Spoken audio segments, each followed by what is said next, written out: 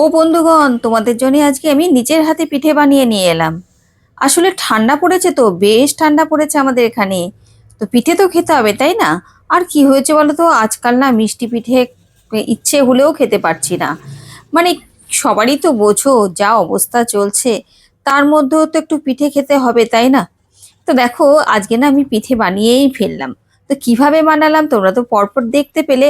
চালের গুঁড়ো নিলাম 1 কাপ, আর 1 কাপ ময়দা, তার সাথে নিয়েছিলাম দুটো ডিম, নুন, খাবার সোডা আর গরম জল দিয়ে ভালো করে মাখিয়ে রেখে দিলাম 1 ঘন্টার জন্য। আর পিঠেটা কিন্তু আজকে ঝাল ঝাল পিঠে করব, বললাম না মিষ্টি পিঠে খেতে পারছি না। তার জন্য বানিয়ে নিলাম বাঁধাকপির পুর। ছোট ছোট টুকরো করে আলু কেটে ভালো করে নরম করে ভেজে নিলাম। আর এই যে সবকিছু কুটে রেখে দিয়েছি, তেলের মধ্যে দিয়ে দিলাম। বাঁধাকপি কুচোনো একটু মিহি করে কুচিয়েছিলাম। আর যেমন রুটিন মশলা থাকে, নুন, হলুদ, জিরের গুঁড়ো, আদা বাটা, এই আর কি।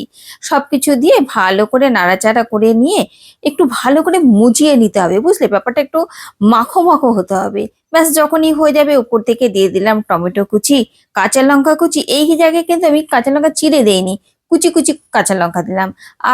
আর দিলাম হচ্ছে কড়াইশুঁটি। সবই নতুন শীতকালীন সবজি, দারুণ খেতে হবে। আর উপর থেকে এবার ভেজে রাখা আলু দিয়ে একদম পুর কিন্তু বানিয়ে ফেললাম। চলো এবারে বানিয়ে ফেলি পাটিসাপটা পিঠে। তো পাটিসাপটা পিঠেকে আরো একটু সুন্দর দেখতে করার জন্য আর একটু টুইস্ট নিয়ে এলাম। তো কি করলাম বলো তো, 2 হাতা ব্যাটার কিন্তু আমি আলাদা করে নিয়ে তার মধ্যে একটু ফুড কালার মিশিয়ে নিয়েছি।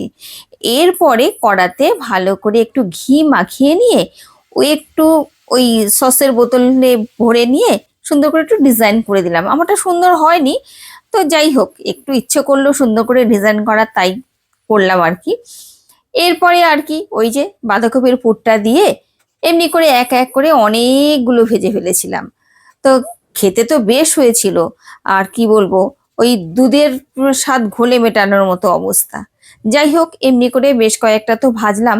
এবারে ভাবলাম পিঠে বানিয়েছি বললাম, অথচ সবটাই ঝাল ঝাল পিঠে করব, সেটা কেমন হয় বলো?